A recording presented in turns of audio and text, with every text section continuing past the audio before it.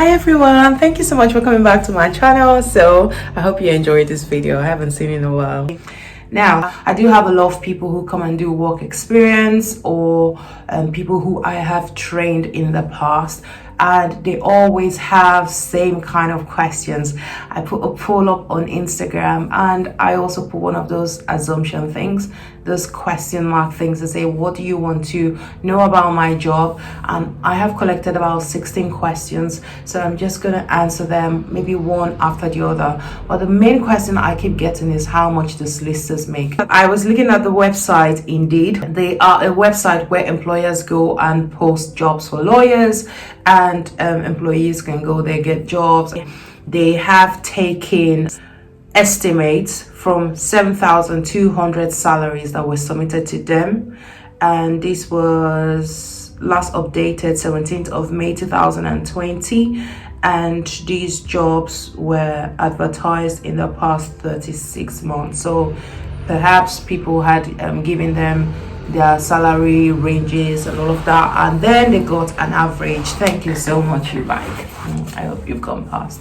Anyway, so that's 56,129. Is that right? I would say to an extent. The reason is because it says lawyer. It doesn't say what level the lawyer is at, and it also doesn't say the experience the lawyer has. It doesn't say their year of court.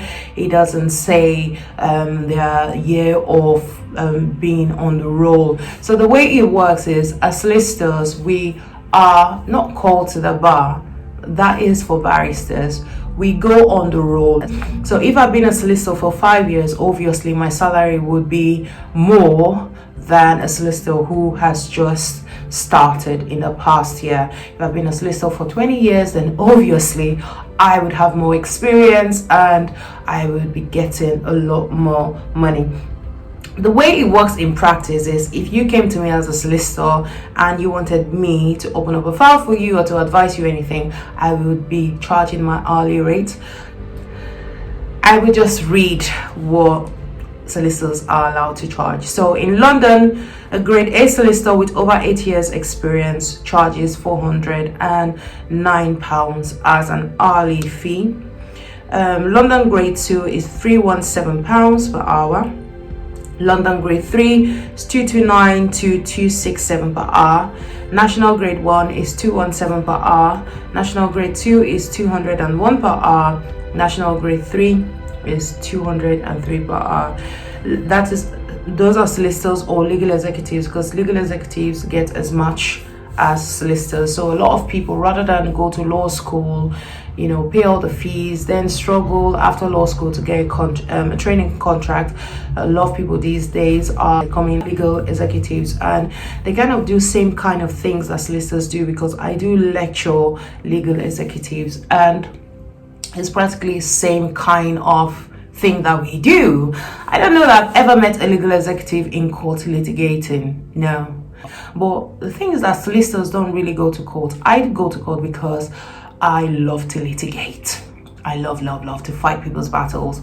But many solicitors just do paperwork and then send the paperwork to the barristers to do the litigation. We can talk about that in another video. But a solicitor who has less than 4 years experience can earn between 296 to 226 pounds per hour. Paralegals, trainee solicitors, these are not solicitors yet, and fee earners in London grade 1 earn £138, and if you go to the lower end of the spectrum, in national grade 3 they earn £111. The way the grades work, they have to do with the area of London. They also have to do with the postcode. So someone who works in Liverpool Street would be London grade 1, but somebody who works in East London, even though they're a grade A lawyer, they would have a lesser hourly fee.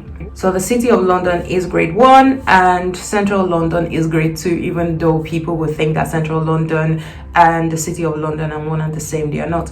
And then London grade 3 is Outer London. In summary, all of this legal stuff, if I had a client, they would pay me based on my location. So if I was in the city of London, then my hourly fees would be more. And many people who would go to a lawyer in the city of London will be people who are looking for a corporate solicitor. So you will have companies like Allen and Overy and this kind of companies out there. So that would be more commercial kind of work. It doesn't mean that they are firms that are in the city who do not do non-commercial work.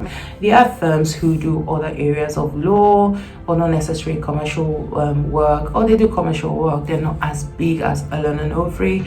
That can happen. However, many firms that do high street kind of practice are normally in London grade 2 or London grade 3. A solicitor can make up to £150,000 in a year and even more.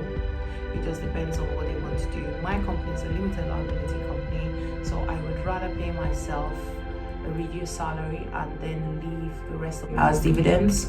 But solicitors who work for other people can easily walk away with 150,000 every year. When I say 150,000 every year, I'm not talking about a solicitor that just qualified today. I'm talking about a solicitor that's been working so hard that even when they take the £150,000, they feel like that's not even enough because they have been putting sweat, blood, and everything into work. Yes, but if you're thinking of becoming a solicitor or a trainee solicitor or anything, and you keep thinking how much do solicitors actually make, you can actually make loads of money. You can make £40,000, you can make £50,000, you can make £60,000. Is there money to be made in the legal sector? Yes, a lot of money. You need to know your stuff, you need to work hard, and that would bring in a lot of money. Some solicitors do a lot of talking and some solicitors do a lot of writing. So you might need to know what you really want to do when it comes to reading law. Do you want to be a commercial lawyer?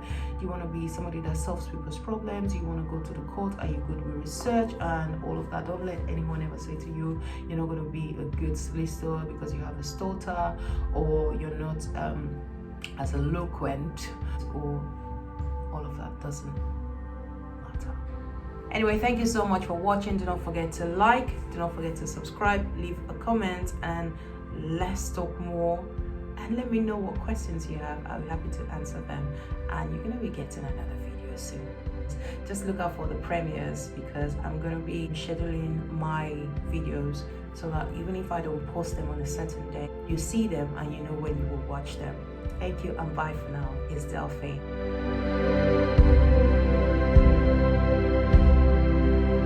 Solicitors are not just people who come and have the best advocacy. You see that? I'm already tongue-tied. Solicitors do not necessarily